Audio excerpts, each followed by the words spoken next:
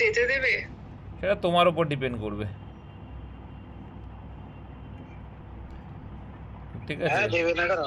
দেখো ইংলিশ মেয়েদের ছেড়ে দেয়, মেয়েরা একটু কান্নাকাটি করলেই ছেড়ে দেয়। দেখো ইংলিশ 10 সেট নম্বর 15 যেটা, তো 15টা সেট চলছে ইংলিশ 10-এর, তো এখানে 10টা করে কোশ্চেন মানে 150টা কোশ্চেন কমপ্লিট হয়ে গেছে। তাহলে 150টা কোশ্চেন যদি কমপ্লিট হয়ে যায়, তাহলে 150টা কোশ্চেন সম্পর্কে যদি তুমি ওয়াকিবহাল থাকো, যা যা শিখিয়েছি প্রত্যেকটা ক্লাস দেওয়া আছে, একটা ক্লাস মিস আছে সেটা আমি রেকর্ডেড করে দেবো একদিন। তোমাদের তো মাথায় থাকে না কোনটা মিস আছে বা কী আছে, তোমাদের দরকারও নেই, আমি তো ভিউ দেখলে বুঝতে পাই কে কতটা দেখছো না দেখছো। যাই হোক, তো ইংলিশ 10-এর সেট মানে 15 নম্বর চলছে এটা। ছোটো ছোটো করে শিখছি, অনেক শিখছি, ঠিক আছে? ওইদিকে আবার ভোকাপ পড়ছি। তাহলে এবার তোমরা পড়াশোনা করলে বা না করলে আমার কোনো যায় আসে না, এবার আর বেশি বলবো না, ঠিক আছে? কারণ যত বলি কোনো কাজ হয় না, তাহলে উলুবনে মুক্ত ছড়ানোর মতো হয়ে যাচ্ছে, ঠিক আছে? চলো, এই মিলেনিয়াম পরীক্ষাটায় অনেকবার এসছে, তাহলে মিলেনিয়াম কথার অর্থ সবাই জানি, তাই তো? সহস্রাব্দ বা 1000 বছর, মিলেনিয়াম যাকে বলছে। তাই মিলেনিয়াম বানানটা কি? স্পেলিং টেস্ট, এটা কারেক্ট স্পেলিং কোনটা? Option number B. মিলেনিয়াম হবে অপশন নাম্বার বি, মুখস্থ করবে এইগুলো। Option B, option B is the right answer. MILLE কিন্তু ডবল এল আর ডবল এন, মিলেনিয়াম, ঠিক আছে? এটা কিন্তু মাথায় রেখো। নেক্সটের দিকে আমরা এগাবো, যে fill in the blank with correct of preposition, সঠিক প্রিপোজিশন। এখানে হচ্ছে he was debarred dash appearing at the exam, ঠিক আছে? এখানে পাস্ট টেন্সে আছে, কি আছে? পাস্ট টেন্সে আছে। কি করে বুঝলে? এই পাস বলছি, পাস পার্টিসিপল আছে, কি করে বুঝলে?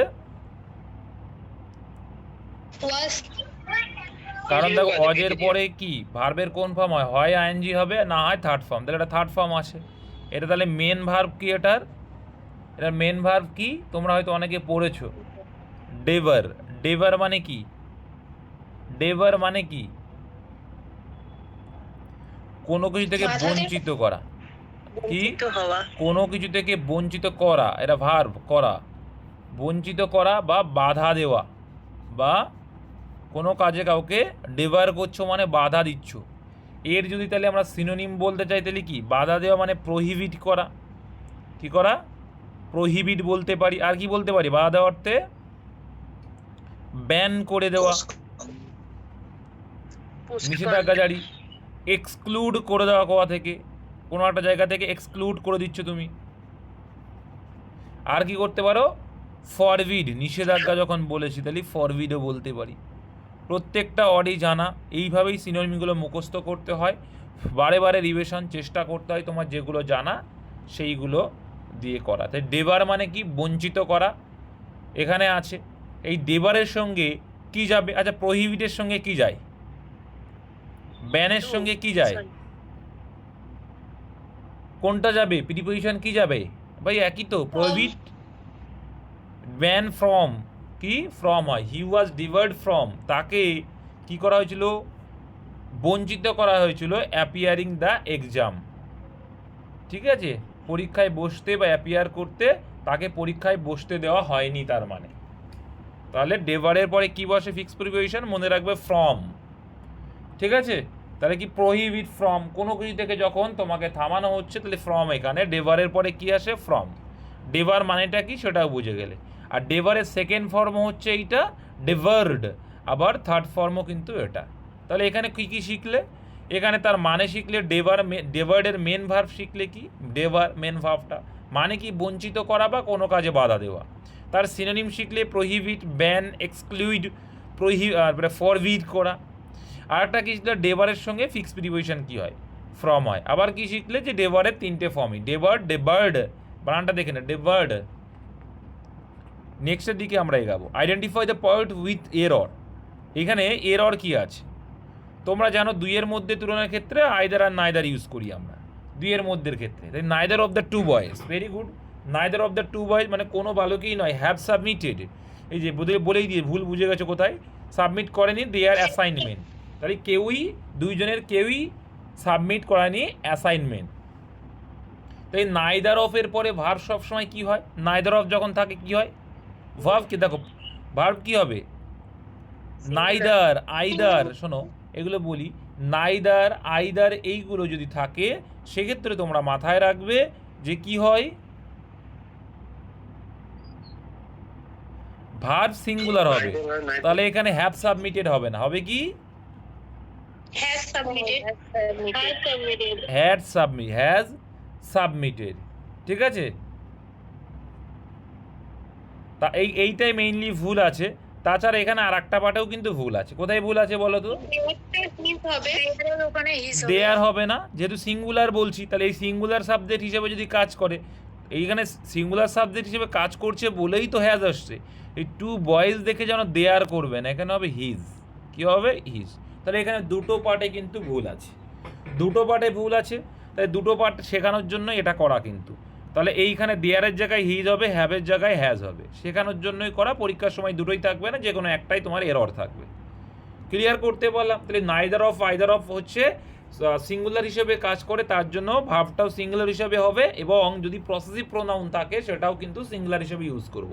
সো দেয়ার এখানে যদি দেওয়া হয় তোমার প্রোনাউন যেটা রয়েছে এখানে দেয়ার, এটা ভুল আছে, সঠিকটাই হিজ হবে। ক্লিয়ার করতে পেরেছি আশা করি। নেক্সটের দিকে আমরা এগাবো এবার। 4 দাগ, এটা অনেকবার পরীক্ষায় এসছে, তোমাদের করানো, এটা নোটেও আছে, তোমাদের দেওয়াল যে ভোকাব সেট আছে সেখানে choose the word opposite in the meaning. তাহলে এখানে বিপরীতার্থক শব্দ চেয়েছে, তাহলে তোমাদের এটা করানো আছে। এই আমি যে 10টা সেট করাচ্ছি এর মধ্যেই একটা হয়তো করিয়েছিলাম সিনোনিমে। তাহলে এটা কি? এফিমেরাল মানে খুব অল্প সময়ের জন্য স্থায়ী হয়, যেটাকে তার মানে কি বলে? ক্ষণস্থায়ী। এফিমেরাল মানে কি? ক্ষণস্থায়ী। এফিমেরাল মানে ক্ষণস্থায়ী। যদি আমরা ক্ষণস্থায়ী বলি তার মানে আরও কথা আমি এর সঙ্গে সিনোনিম ইউজ করতে পারি। ঠিক আছে, কোনগুলো? এই যে ট্রানজিয়েন্ট, ফ্লিটিং, ঠিক আছে, মোমেন্টারি, শর্ট লিভড, ট্রানজিটরি। হ্যাঁ হবে, ট্রানজিটরি বললে তো? টেম্পোরারি, একদম টেম্পোরারি, অবভিয়াসলি হবে। তাহলে এইগুলোর মানে হচ্ছে ক্ষণস্থায়ী বা অল্প সময়ের জন্য। তাহলে এখানে দেখো, সবাই জানি আমরা যে এটার্নাল, তোমাদের শিখিয়েছি আমি, ইটার্নাল, ইটার্নাল ট্রুথ বা ইউনিভার্সাল ট্রুথ, আমার মুখে হয়তো শুনে থাকবে। তাহলে এটা হচ্ছে চিরন্তন সত্য যেটা, তাহলে কি পার্মানেন্ট যেটা। তাহলে এফিমেরালের এইগুলো হচ্ছে সিনোনিম, কিন্তু আমার অ্যান্সার চাইছে নেগেটিভ, মানে অপোজিট মিনিং চাইছে। তাহলে ইটার্নালের কিছু আমরা যদি সিনোনিম দেখতে চাই আমরা সেটা দেখে নিতে পারি। দেখো, পার্মানেন্ট,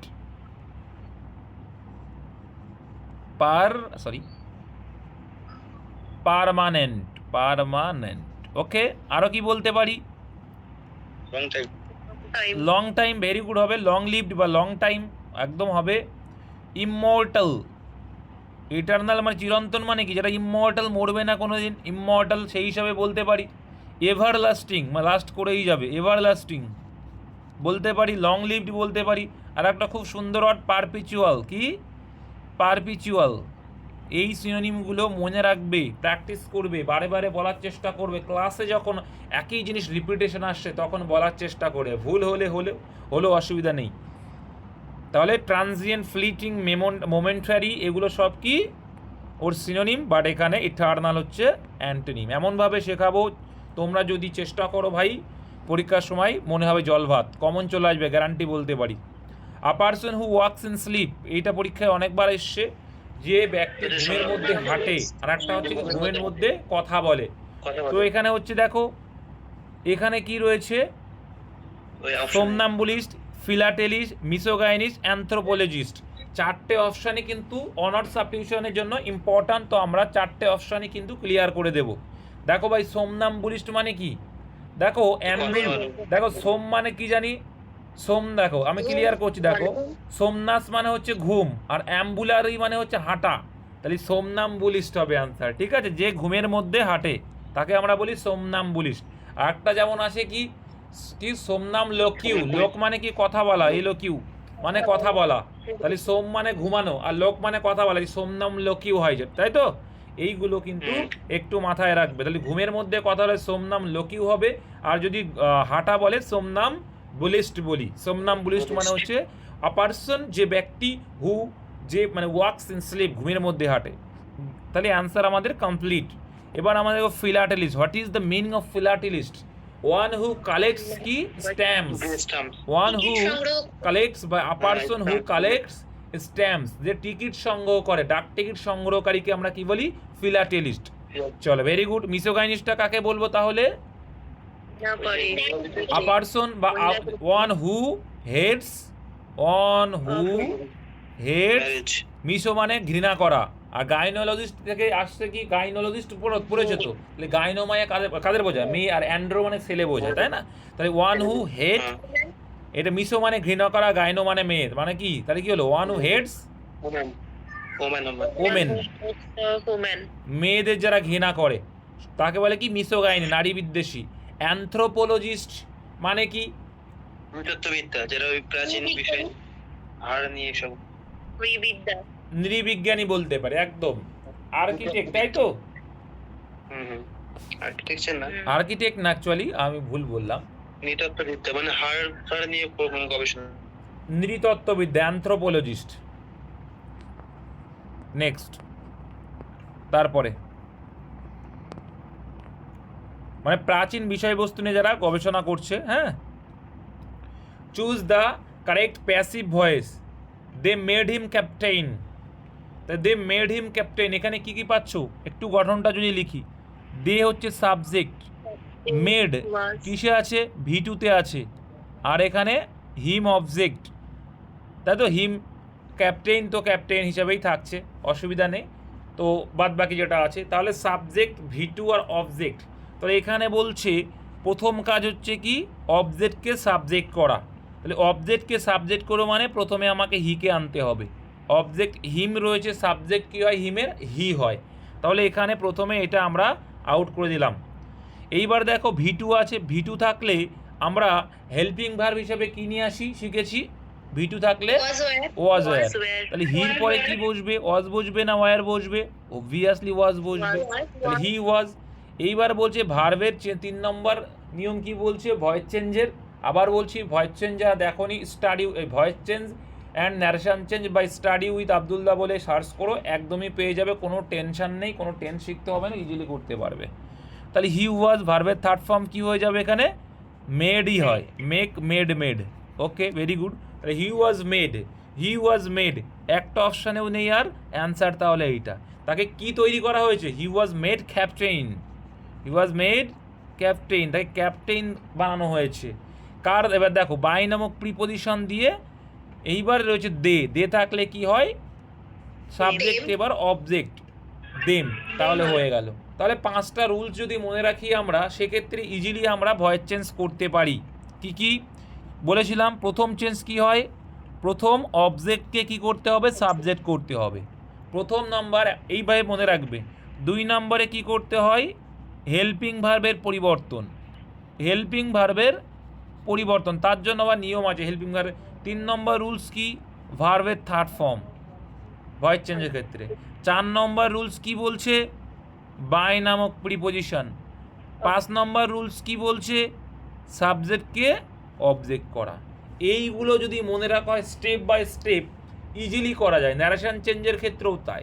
শুধু তোমাকে একটু খেয়াল রাখতে হবে যে হেল্পিং ভার্বটার পরিবর্তনটা কিভাবে করবে। তাহলে 2 নম্বরের পরিবর্তনটা কিভাবে করতে হয় তারও একটু বলে দিই। যদি ভার্ব V1 থাকে, তাহলে 2 নম্বরে হেল্পিং ভার্বটা কি আসে? এম, ইজ, আর আনতে হয়। Very good. তারপরে যদি V2 থাকে কি হবে? এদেরই পাস্ট ফর্ম কি? ওয়াজ আর ওয়ার আনতে হয়, যেটা এইমাত্র আমরা করলাম। ঠিক আছে। এবার তারপরে হচ্ছে ভার্বের সঙ্গে যদি আইএনজি থাকে, তাহলে কি হবে? এম, ইজ, আর ওয়াজ আর তো থাকবেই, সঙ্গে কি? ভার্বের সঙ্গে যদি দেখো ভয়েস চেঞ্জের ক্ষেত্রে যেটা আছে সেটা তো রাখবেই, সঙ্গে এগুলো এক্সট্রা আনতে হয়। ঠিক আছে। তাহলে সেক্ষেত্রে এম বিইং, ওয়াজ বিইং যা থাকবে সেটাই। পাস্ট টেন্স থাকলে দেখো am, is, are plus being আনতে হবে এদের সাথে, যেটা তো থাকবেই, সঙ্গে বিইং আনতে হবে। আর পাস্ট টেন্সে থাকলে ওয়াজ ওয়ারেস তো থাকবেই, দেখবে প্রশ্নে তার সঙ্গে বিইং আনতে হবে। গল্প শেষ। আর যদি আর কি থাকে, আর কিছু আছে কি? হ্যাভ বিন, আচ্ছা ভেরি গুড। হ্যাভ, হ্যাজ আর হ্যাড যদি থাকে, এদের পরে এটা যদি থাকে তাহলে কি আনতে হবে? এদের পরে কি বসাতে হবে? এদের পরে বিন বসাতে হবে। Have been, had been, has been বসাতে হবে। শ্যাল উইল থাকলে বি, আর শ্যাল উইল থাকলে বি না, মডাল ভার্ব থাকলে বি। মডাল ভার্ব থাকলে কি আনতে হয়?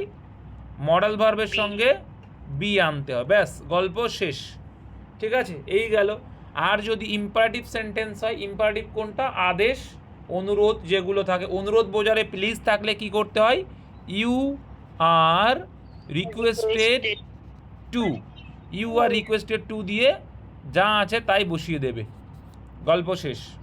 বয়াচ্ছেন যদি প্লিজ দিয়ে বাক্য থাকে। যদি অর্ডার থাকে, মানে কি ভার্ব দিয়ে যদি সেন্টেন্স শুরু হয়, সেক্ষেত্রে একটা নিয়ম আছে। ভার্ব প্লাস যদি অবজেক্ট হয়, কি হয়? Let plus object plus V3। Let, sorry একটু ভুল হলো, let plus object plus be, তারপরে V3। ঠিক আছে, এটা একটু খেয়াল রাখবে। তাহলে এই হচ্ছে ভয়েস চেঞ্জের প্রত্যেকটা রুলস কিন্তু আমি শিখিয়ে দিলাম, আবার একবার রিভিশন দিয়ে দিলাম আর কি। Next, feel in the correct verb. সঠিক ভার্ব কোনটা হবে এবার? এর মধ্যে ভাই সঠিক ভার্ব কোনটা হবে? হি ড্যাশ ওয়ার সিন্স, এত তো বোঝাই যাচ্ছে সিন্স অ্যান্ড ফর আমরা ইউজ করি। আর WBP বা কলকাতা পুলিশের আসার সব থেকে বেশি কোশ্চেন, মানে সবথেকে বেশি আসে এই রুলসটা থেকে। কি রুলস এটা? এটা কোন টেন্স পড়ে যাচ্ছে? এটা present perfect continuous, present perfect continuous. সব থেকে, শুধু এটা না, সেন্ট্রাল গভর্নমেন্টের এক্সামগুলোতেও সব থেকে বেশিবার আসা কোশ্চেন হচ্ছে এই প্রেজেন্ট পারফেক্ট কন্টিনিউয়াসের। এইখানে একটা গল্প আছে, বলছে যদি ধরে অর্থ হয়, তা প্রেজেন্ট পারফেক্ট কন্টিনিউয়াস মানে কি? যে কাজটা পূর্বে শুরু হয়েছিল কিন্তু এখনো চলছে, এরকম বোঝালে আমরা প্রেজেন্ট পারফেক্ট কন্টিনিউয়াস করে থাকি। অ্যাজ ফর এক্সাম্পল যদি বলি I am writing since morning, আমি সকাল থেকে লিখছি। ঠিক আছে, লেখা কাজটা শুরু হয়েছে আগে কিন্তু এখনো চলছে। এবার যদি বলি he is living here for 10 years, সে 10 বছর ধরে এখানে বাস করছে। তাই ধরে অর্থে বা পিরিয়ড অফ টাইম যখন বোঝাচ্ছে, তখন আমরা কি করলাম? ফর ইউজ করলাম। পয়েন্ট অফ টাইম মানে একটা টাইম থেকে অর্থে, যেমন মর্নিং একটা পয়েন্ট বলে দিতে হচ্ছে, কখন সময়? মর্নিং থেকে। কিন্তু পিরিয়ড অফ টাইম মানে নির্দিষ্ট কখন বোঝা যায় না। আর বাংলায় যেটা বলি থেকে অর্থে সিন্স আর ধরে অর্থে ফ, তাহলে এখানে সিন্স আসে, বোঝা গেল। তাহলে কি হবে এখানে? He has been living here since morning. কারণ গঠন বলছে subject plus has plus been plus ভার্বের সঙ্গে আইএনজি প্লাস অবজেক্ট। তাহলে আমরা he has been living here since 2010, এটা অ্যান্সার হবে। খুব সুন্দর সুন্দর কোশ্চেন এগুলো পরীক্ষায় আসে। এটাও এসছে অনেকবার কোশ্চেনটা ইডিয়াম থেকে। টু স্মেল আর র্যাট, আমি তোমাদের করিয়েছি একটা স্মেল আর র্যাটের যে গন্ধ বলছে, মানে স্মেল এ র্যাট, তাহলে মিনস এটা মানে কি? To detect bad smell. Detect মানে কি? ডিটেক্টটা তো পড়েছো। ডিটেক্ট মানে কি? অনুসন্ধান করা, একদম হবে। টু ডিটেক্ট ব্যাড স্মেল, একটা খারাপ গন্ধ খুঁজে পাওয়া বা অনুসন্ধান করা। টু সাসপেক্ট সামথিং রং, কোনো কিছুর বিষয়ে যে ভুল হয়েছে সেই বিষয়ে কি? সন্দেহ করা। কি করা? সন্দেহ করা। সন্দেহ হওয়া আর কি। তারপর টু ক্যাচ এ থিপ, একজন চোরকে ধরা। টু কিপ পেটস, পেটস মানে হচ্ছে তোমার এই একে রাখা। পেট মানে কি? পোষ্যকে রাখা। যাই হোক, তাহলে এখানে অ্যান্সার কি হয়ে যাবে? টু সাসপেক্ট, এই সাসপেক্ট সন্দেহ করা, সামথিং রং বা সামথিং ফিশি, এটাও কিন্তু থাকে অনেক সময়। মানে বলতে চাইছে কোনো কিছু সন্দেহজনক বা গোলমেলায় আছে, এরকম একটা ঘাপলা ব্যাপার আছে এইটা। ঠিক আছে, ঘাপলা টের পাওয়া বা কোনো কিছুর মধ্যে গোলমাল বুঝতে পারা। তারপরে দেখো 9 দেখা সিনোনিম চেয়েছে পার্নিসিয়াস, অনেকবার মানে পরীক্ষায় আসা question. What is the meaning of pernicious? Pernicious মানে খুবই মারাত্মক, ক্ষতিকর বা ধ্বংসাত্মক, এই অর্থ। খুবই ক্ষতিকর এই অর্থ, মারাত্মক, ধ্বংসাত্মক এরকম। তাহলে বেনিফিশিয়াল মানে সবাই জানি। বেনিফিশিয়াল মানে কি? উপকারী। উপকারী, একদম ভেরি গুড। হার্মফুল মানে ক্ষতিকর, তাহলে অ্যান্সার এটা হবে। ইনোসেন্ট মানে তো জানো নিষ্পাপ। কনস্ট্রাকটিভ মানে কি? কনস্ট্রাকটিভ মানে গঠনমূলক। কনস্ট্রাকটিভ মানে গঠনমূলক। তাহলে এখানে আমার ভুল হয়ে যাবে কি? হার্মফুল, ক্ষতিকারক। ঠিক আছে, এইখানে যদি আমি এর আরও শ্রেণী জানতে চাই, কি বলতে পারি? ধ্বংসাত্মক বললাম, ক্ষতিকারক, তার মানে ডিস্ট্রাকটিভ বলবো। কি বলতে পারি? ডিস্ট্রাকটিভ বলতে পারি। ঠিক আছে, ডেডলি মারাত্মক অর্থে বললাম, মারাত্মক অর্থে যদি করি কি হবে? ডেডলি বলতে পারি। ঠিক আছে, নক্সাস মানে ক্ষতিকারক, অবনক্সাস নাম তো শোনাই হোগা। ডেট্রিমেন্টাল আগের দিন করেছিলাম, ডেট্রিমেন্টাল টু, তাই তো করেছিলাম না এটা? মনে আছে? একদম ইনজুরিয়াস টু, তাই না বলেছিলাম? ডেট্রিমেন্টাল মানেও কিন্তু ক্ষতিকারক, ডেট্রিমেন্টালের সঙ্গে টু হয়। ডেট্রিমেন্টাল ক্ষতিকারক, মেলিভোলেন্ট দেখো বেনিফিসিয়ালে মেলিভোলেন্ট হয়ে যাবে, লেথাল মানেও হয়ে যাবে। ঠিক আছে, আর এই বেনিফিশিয়ালের সঙ্গে বলতে পারি হার্মলেস, ইনোকিয়াস, অ্যাডভান্টেজিয়াস, হোলসাম, এগুলো কিন্তু বেনিফিশিয়ালের সিনোনিম। চলো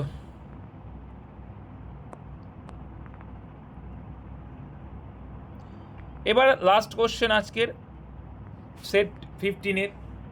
চুজ দ্য কারেক্ট সেন্টেন্স। এখানে কোনটা সঠিক সেন্টেন্স তোমার আছে?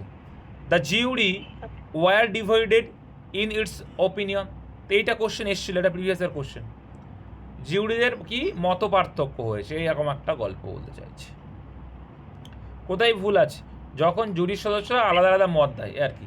The jury was divided in their opinion, the jury were divided in their opinion, the jury is divided in its opinion. কি আনসার হবে? Option C. Number C.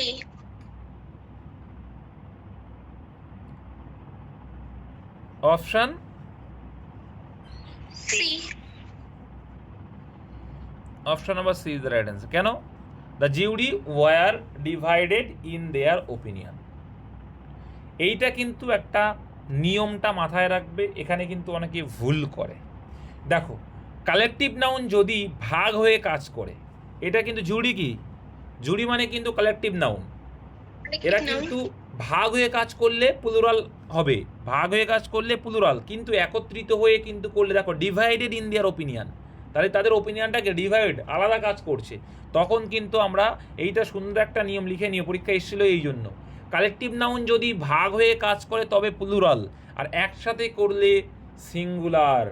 আমি যদি বলি দ্য জিউরি ওয়ার, ঠিক আছে, the jury were deciding the matter, ঠিক আছে, সে মানে সেম ম্যাটার না, বা the jury were given the same opinion, সেক্ষেত্রে কিন্তু একই ওপিনিয়ন মানে আলাদা কোনো ব্যাপার না, সেক্ষেত্রে কিন্তু ওয়াজই হবে। তাহলে কি বোঝা গেল? যদি কালেকটিভ নাউন ভাগ হয়ে কাজ করে তাহলে প্লুরাল ভার্ব হবে, একসাথে কাজ করলে সিঙ্গুলার হবে। এটা কিন্তু খেয়াল রাখবে খুব, এই জন্যই কিন্তু এটা পরীক্ষায় এসেছিল। ক্লিয়ার করাতে পারলাম?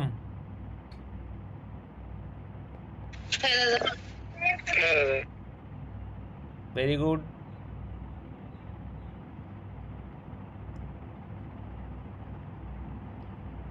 এবার আমরা রিজনিং সেটটাই যাই।